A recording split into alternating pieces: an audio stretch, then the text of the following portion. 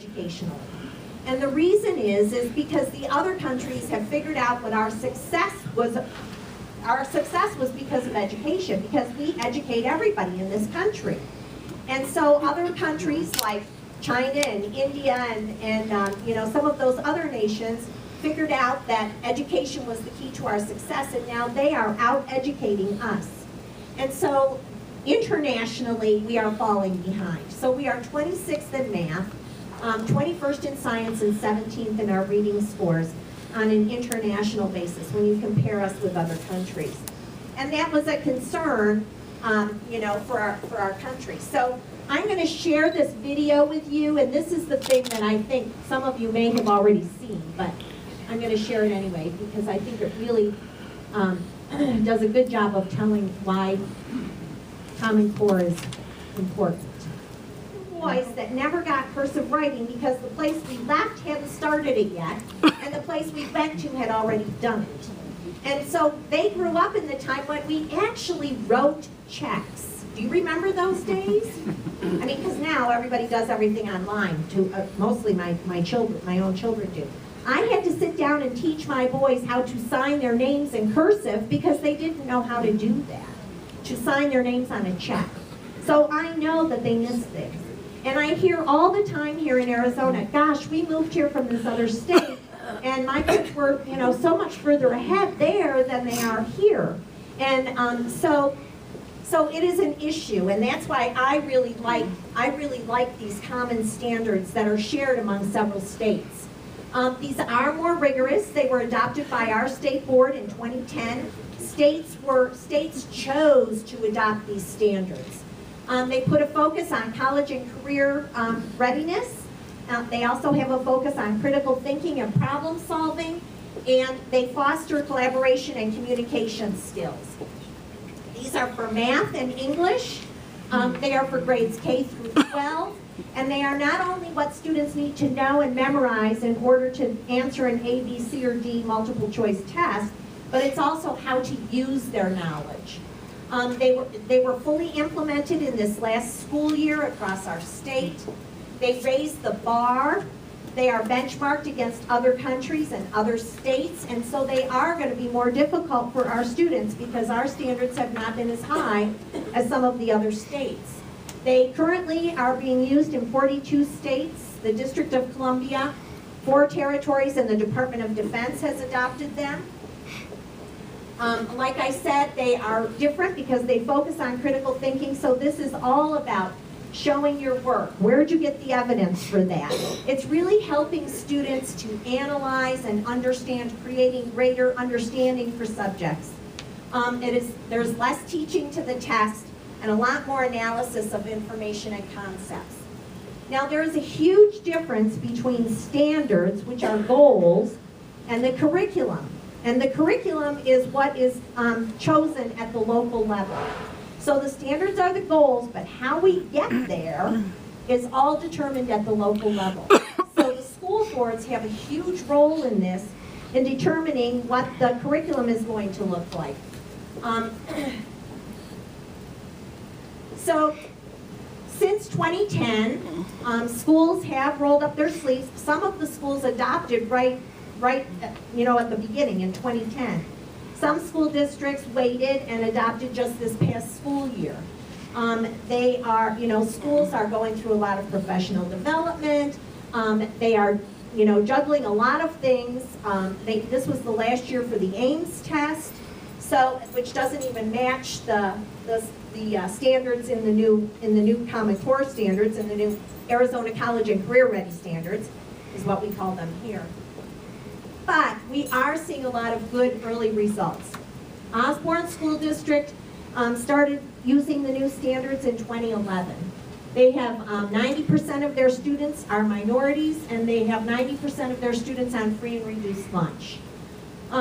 They were the only Phoenix area elementary school with all its schools scoring an A or a B.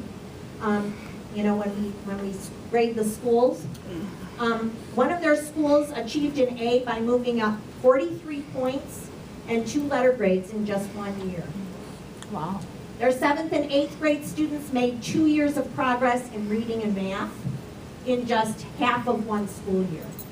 So we are seeing the early adopters of these new standards really have improved their scores a lot, is what we're seeing. On the NAEP test, our scores are improving across the state. So we've gone from 28% in grade 4 in math to 39% in grade 4 in 2013, from 2009 to 2013. So our scores are improving because we want to think that it's because the schools are adopting these new, more rigorous standards. And now we have a new test. The Ames test, the last year for the Ames test was this past year. The Department of Education unveiled the new test, I want to say November, am I right? Yes.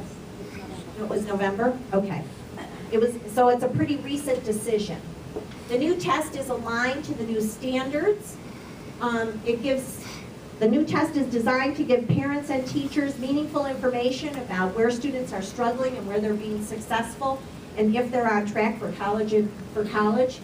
And it moves beyond memorization to critical thinking and problem-solving skills. So this is not just choose A, B, C, or D. This is show your work for everything on this new test. The name of the test is AZ Merit, which stands for, I thought it was up there, but now I don't see it, but it's something about instructing teaching. The IT is instructing teaching. And I think that that's an important part of the new test that we need to focus on. The test is designed so that teachers can use that data to help students improve. It is no longer going to be a high school graduation requirement. Students will take it from 3rd grade through 11th grade in reading, writing, and math. Districts can choose to take it by paper and pencil or choose to take it using technology. And we have districts that have technology challenges, not only with with broadband and all those other kinds of issues for technology, but also in the fact that their 3rd graders may not even know how to use a computer.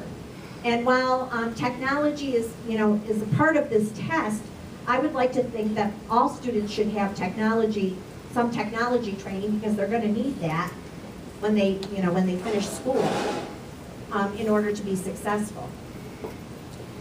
The standards have strong support from the teaching community. We've done surveys of the teachers. ADE just did a survey of teachers. 77% of the teachers supported the new standards. Our survey indicated that 71% of the teachers believe that Arizona's college and career-ready standards will improve learning in their classroom.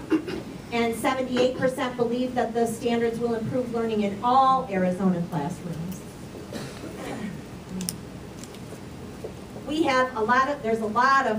This movement really, a lot of this movement came from the business community, who was struggling to find a qualified workforce with the standards, that most states have had in the past.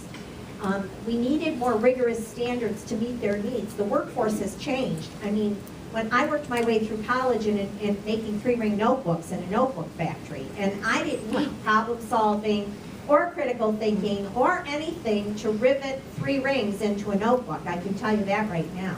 I didn't need communication skills because I got in trouble for communicating too much because it slowed down the line.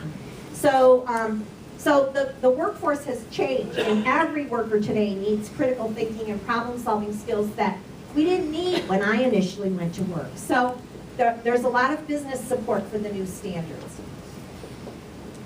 Why do they support the standards? Because states work together. Our societies become more mobile. People move a lot.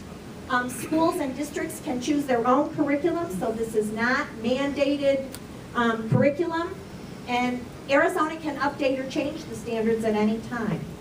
And currently, I think they have a committee right now looking at the test questions for the new test as well. And there's a big contingent of teachers that are working on that as well. So that's my spiel, and I'm going to turn it over to Mitch. Thank you.